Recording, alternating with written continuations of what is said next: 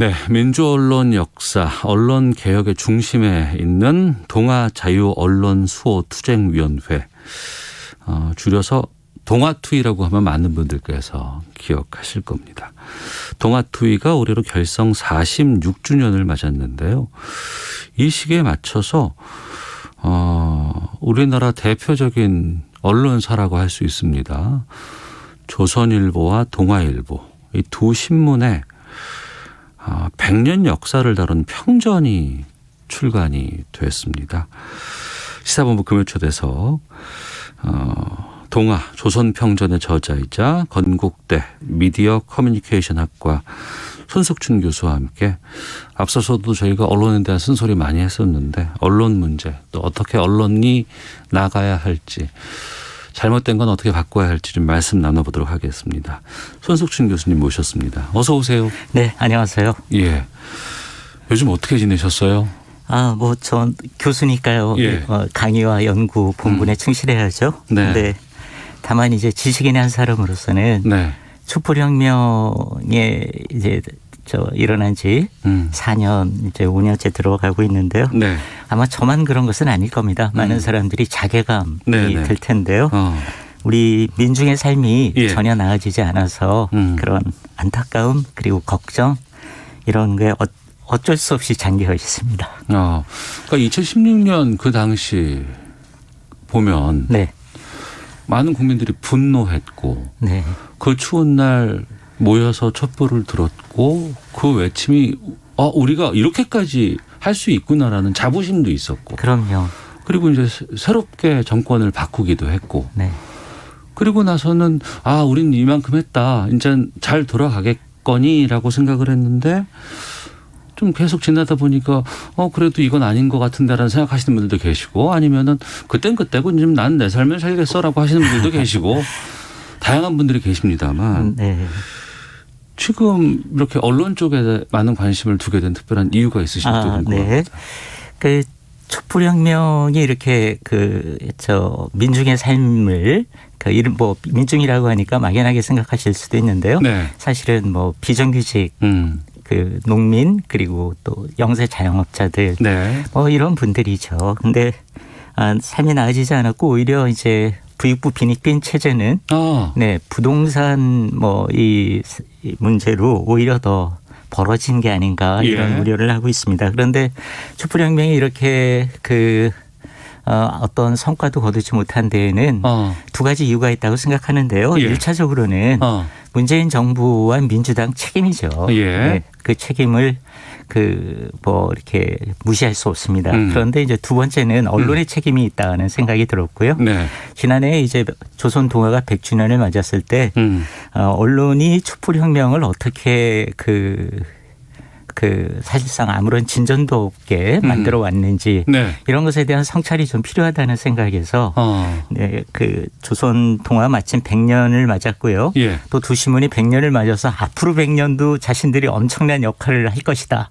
이렇게 주장을 하더군요. 네. 그래서 이 문제를 좀 짚어야 되겠다 이런 생각이 들었어요. 근데 제목이 조선평전 동아평전이에요. 네. 어떤 의미를 갖고 있는 겁니까? 그 평전이란 사실상 이제 어떤 인물에 대한 이야기잖아요. 네. 그런데 조선과 동아는 법인이죠, 사실. 근데 법인이라는 거는 아시다시피 법적 인격체라는 뜻이거든요. 네네. 그만한 법적 책임을 져야 되고요. 그리고 이제 그럼에도 평전이라는 말은 좀 낯설 수 있지만 네.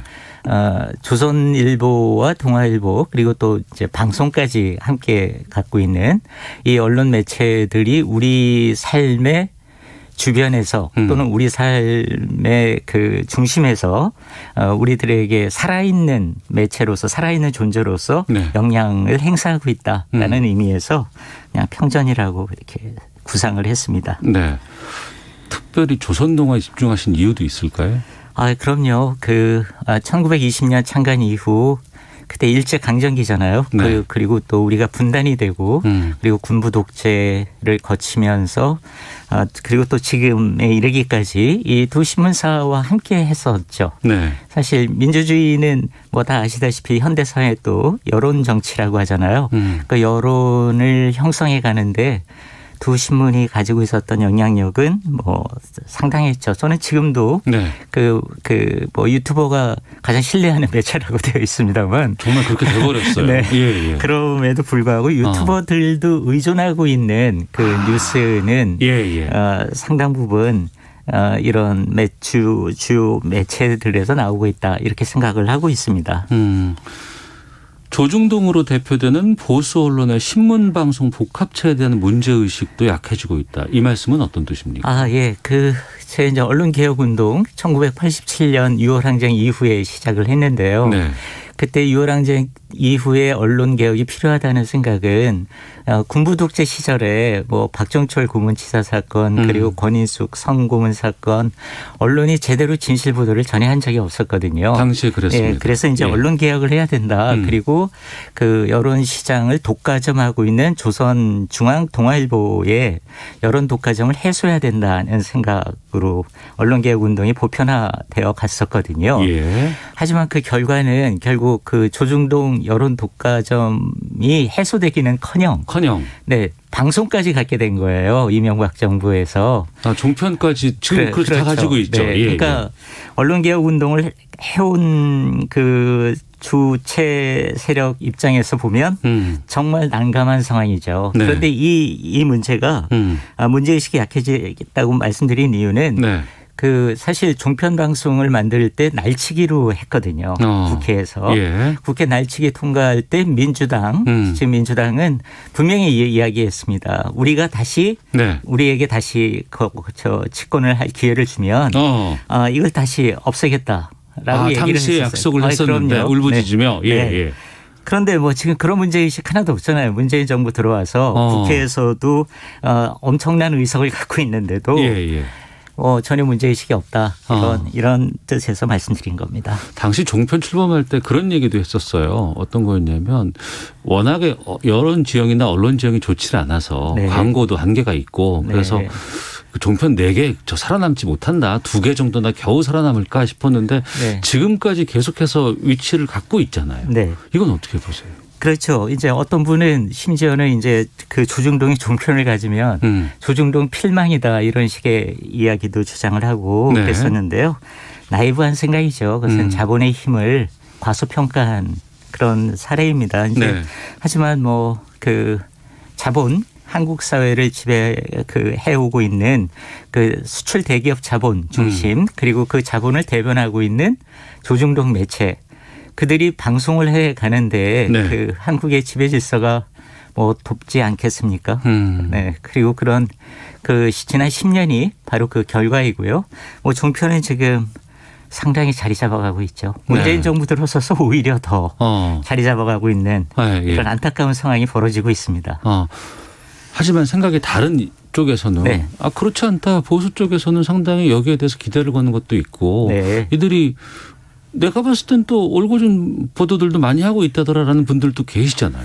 그러니까요. 지금 잘 말씀하신 대로 그 문재인 정부 들어서서 오히려 이제 권력 감시 제대로 하고 있지 않느냐라는 이야기가 돌고 있는 거예요. 그러다 보니까 20대들 사이에서도 그 흐름이 상당히 이번 선거에서도 나타나듯이 민주당이 보기에는 황당하게 나타났겠지만 하지만 그거는 아까도 처음에 말씀드렸듯이 1차적으로 정부와 민주당의 책임이 있어요. 그러니까 촛불 혁명에 나섰던 많은 사람들 또 20대들도 많이 나섰는데 그들의 요구를 정책화하지 못한 것 그리고 또 무조건 그러니까 문재인 정부에 대해서 비판 보도를 하면 다 그것을 기레기로 이렇게 취급해버리는 그 문재인의 열성 지지자들이 있지 않습니까?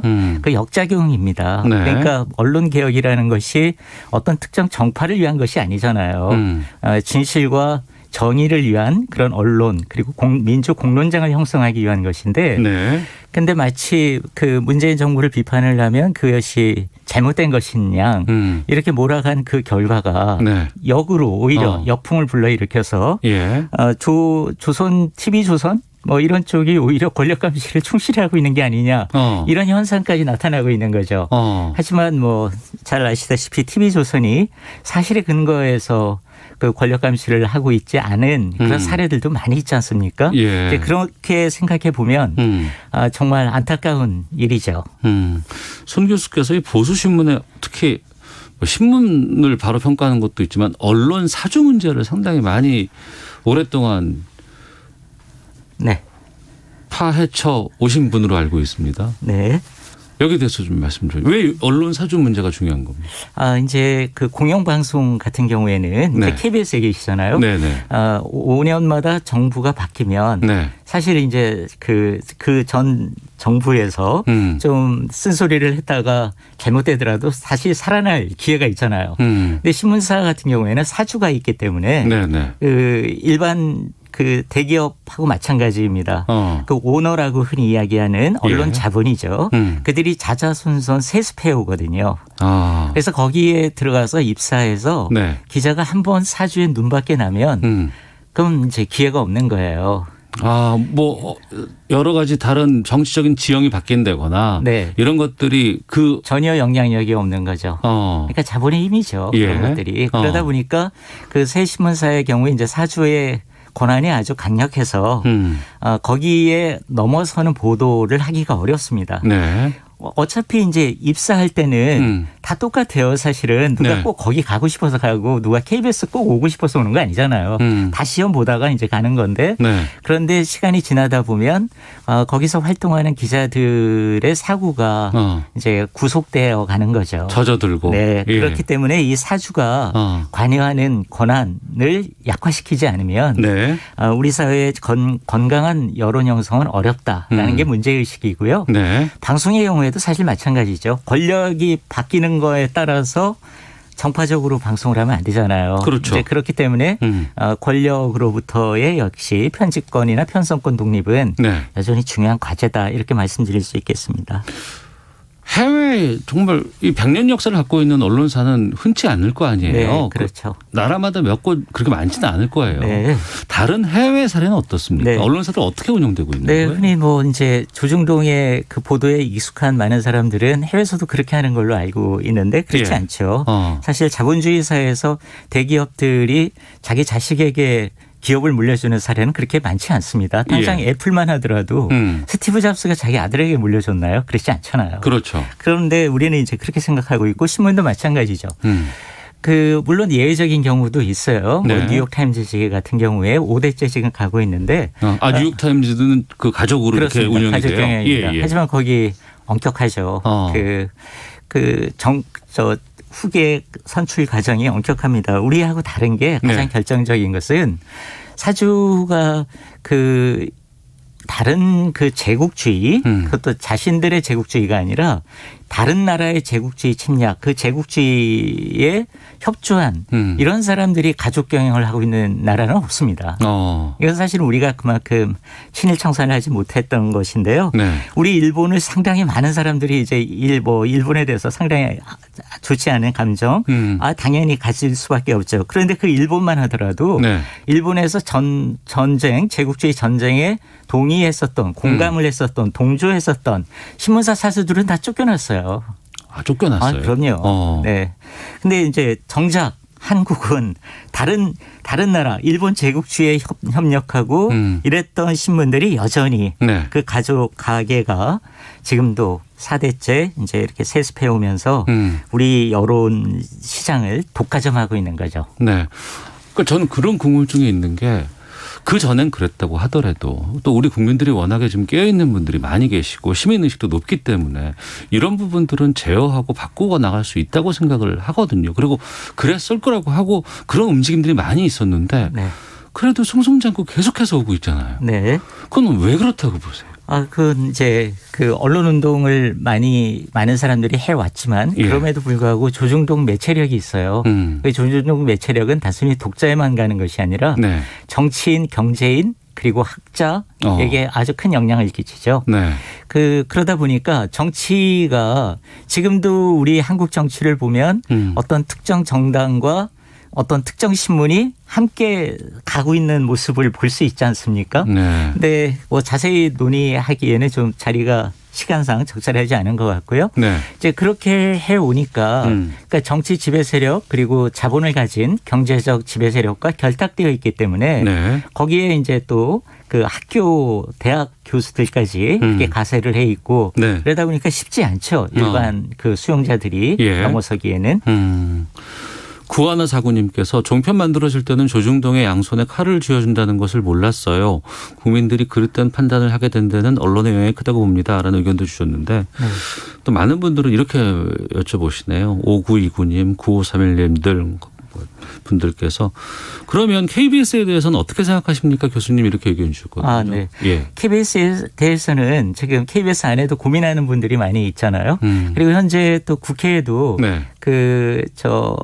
법안이 제출되어 있습니다. 예. 공영방송 지배구조 개선에 대한 법안들이 있죠. 그리고 예. 또 전국 언론노동조합, KBS 노동조합이 함께하고 있는 전국 언론노동조합에서도 청와대 앞에서 지금 1인 시위하고 있어요. 네. 그런데 이제 문제는 사실 지금 잘 오태훈 그 진행자께서 잘 말씀한 것처럼 언론개혁에 대한 이런 사람들의 여론이 촛불혁명도 일어났고 그렇기 때문에 네. 얼마든지 나아갈 수 있는 가능성이 있는데 아쉽게도 네. 정말 안타깝게도 그 중심이 될 주체가 될 그 분들이 그 너무 그 문재인 지지의 틀에 갇혀 있다는 겁니다. 이제 흔히 이제 문파 뭐 이렇게 이야기를 하잖아요. 예. 그분들이 그렇게 그 갇혀 있음으로 해서 더 나아가지 못했고 예. 그 결과는 아마 본인들이 전혀 원하지 않았던 대로 문재인 정부, 문재인 대통령에게 예. 엄청난 정치적 부담으로 지금 나타나고 있다. 이렇게 말씀드릴 수 있겠습니다. 예. 그래서 한국에서 언론개혁의 그 시민적 주체로 나설 수 있는 사람들, 이 사람들 바로 그 노무현 바람을 불러일으켰던 노파 그리고 문재인 지지 세력인 문파일 텐데 예. 이분들의 시선이 갇혀 있어요. 조금만 더 함께 나아가려고 예. 그 좀 자기 자신의 그 마음을 좀 열어놓으면 그렇다면 훨씬 더 함께 할 수 있고 그리고 그 아마 그 나아갔을 경우에 민주당의 입법 흐름도 달라질 겁니다. 근데 민주당 안 움직이거든요. 예. 이 아까 말씀드렸던 그런 지배구조 개선이라든가 편집권 독립에 전혀 움직이지 않잖아요. 정치권 부분도 있겠습니다만 또 언론인 스스로의 문제도 상당히 좀 크지 않을까 싶은 생각이 들거든요. 그럼요. 언론인 스스로 왜냐하면 그 전에 동아투이 활동하신 분들이나 이런 네. 분들은 뭐 정치적인 어떤 지원이라든가 이런 거 전혀 없어도 깨치고 어떻게 바꿔보자 하는 노력들을 꾸준히 하고 지금까지도 해오시는 것으로 알고 있는데. 그렇죠. 언론인들 스스로 나서지 않는 한 잘 바뀌어지지 않는데 네. 아까 말씀드린 대로 조중동에 있는 기자들의 손에만 맡기기에는 네. 그 사람들이 사주와 맞서기엔 너무 버거워요. 이제 사실 제가 그 당사자이기도 한데요. 네. 동아일보 사주를 현직 기자로 있을 때 비판을 했고 네. 결국 이제 나오게 됐는데요. 그래서 제가 나오면서 이제 생각했던 거는 기자들이 마음껏 언론 활동을 할 수 있도록 네. 언론 자유를 누릴 수 있도록 신문사 소유구조 그리고 그 독점적인 소유구조에 기반한 편집권 네. 장악 이런 걸 완화시키는 입법을 하자라고 네. 해서 이제 언론개혁 시민연대 만들고 계속해서 해왔는데 네. 민주당은 움직이지 않습니다. 그게 가능한 정당인데 사실은 네네. 노무현 정부 때도 다수당이었죠. 국회. 지금은 노무현 정부 때보다 더 다수당입니다. 예. 근데 지금 전혀 없어요. 그런 움직임이. 물론 언론인 스스로의 책임도 있겠죠. 예. 그런데 거기에만 그래서 이제 저는 그 청취자분들께서 그래서 기자들을 비판하는 거 좋아요. 동의해요. 그럴 수 있죠. 그런데 그렇게 하기 전에 아까도 말씀드렸지만 문파 분들이 기레기 욕하는 거 좋습니다. 그런데 한 발 더 나아가서 언론 자본의 문제를 해결할 수 있는 것까지 나아간다면 훨씬 더 나아지리라는 생각을 갖고 있는 거죠. 그 부분 한번 그럼 더 여쭤볼게요. 이제는 그러니까 정치적으로 무슨 편향된 사람들의 강한 공격이라든가 이런 부분들이 있다고 이제 하십니다만 또 한편으로는 아예 이제 기자라는 직종에 대해서 앞서 말씀하셨던 기레기라고 대표되는 기자들, 그러니까 기자 전체, 언론인 전체에 대해서 또 불신하고 그들의 카르텔에 대해서 이거 이런 거구나 이렇게 하시는 분들도 많이 계시거든요. 네. 그럼 이건 어떻게 바꿔야 될까요? 근데요, 저는 좀 이제 언론 시민운동 하시는 분들이 예. 그리고 이런 분들이 언론 노동조합에 대해서 조금 한번 관심을 가져주셨으면 좋겠어요. 그러니까 물론 언론이 그 비판을 많이 받고 있고 또 당연히 그래야 되지만 예. 하지만 직업 가운데 그래도 언론인들은 노동조합을 만들었고요. 그래서 전국 언론노동조합에서 또 언론 비평지를 또 만들어서 미디어 오늘이라는 네. 끊임없이 자기 성찰을 해나가고 있습니다. 어떤 직업 집단이 이렇게 해가고 있는지 저는 이제 언론계에 있다가 학계로 왔지만 학계도 이런 움직임 없어요. 네. 그러니까 언론이 물론 마땅히 비판받아야 되고 그래서 저는 계속해서 언론개혁 이야기를 하고 있습니다만 네. 그러나 현장에 있는 언론인들 모두를 싸잡아서 매도하는 방식으로는 그런 식으로는 개혁이 이루어지기 어려울 뿐더러 네. 그리고 또 언론 자본의 문제가 의도와 달리 은폐될 수 있다는 걸 강조해드리고 싶습니다. 알겠습니다. 언론 자유 지수는 상당히 높은데 언론에 대한 신뢰 지수는 상당히 낮은 게 지금 우리의 상황이거든요. 그렇죠. 좀 이걸 극복하기 위해선 많은 언론인들 또 깨어있는 분들께서 좀 목소리를 내셔야 되겠다는 생각이 좀 들기도 하고요. 언론 개혁 해야 되고 반드시 필요한 부분입니다. 여기에 대해서 좀 한 말씀 해 주신다면요. 네.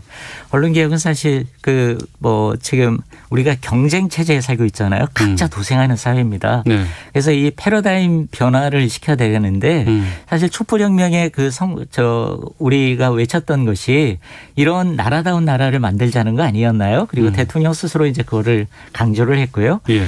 하지만 지금도 각자 도생의 사회죠. 경쟁에서 낙오되지 않으려고 유치원 입학 때부터 아니면 그 이전부터 우리는 평생 그렇게 살아가고 있는데요. 이 패러다임을 바꾸려면 사실은 조중동의 신방 복합체 개혁 그런 거 못지않게 공영방송이 의제 설정을 좀 더 치열하게 해 나갔으면 좋겠다는 그런 생각을 이 기회에 말씀드려 봅니다. 이를테면 부익부 빈익빈 체제를 해소하기 위한 어떤 방안이 있는지에 대해서 아젠다 세팅을 KBS와 MBC가 얼마나 했는지에 대해서 저는 사실 회의적이에요. 네. 예. 알겠습니다. 동아투이 46주년 맞아서 조선평전, 동아평전 두 책을 출간하신 건국대 미디어 커뮤니케이션학과 손석준 교수와 함께 말씀 나눴는데요. 저희 이제 방송 끝날 때면 함께 듣고 노래 들으면서 마치도록 하거든요. 정태춘의 촛불을 선택해 주셨어요. 네. 특별한 이유가 있을까요? 네. 좋아하는 가수이고요. 예. 또 촛불 노래 좋아하고 그렇습니다. 알겠습니다. 네. 자, 손석준 교수와 함께한 금요초대석 여기서 마치겠습니다. 오늘 말씀 고맙습니다. 네, 감사합니다. 예, 시사본부도 인사드리겠습니다. 다음 주 월요일에 뵙겠습니다. 안녕히 계십시오. 오늘도 잠 못 이루어 지새우며 촛불만 하염없이 태우노라. 이 밤이 다가도록 사랑은 불빛 아래 흔들리며 내 마음 사로잡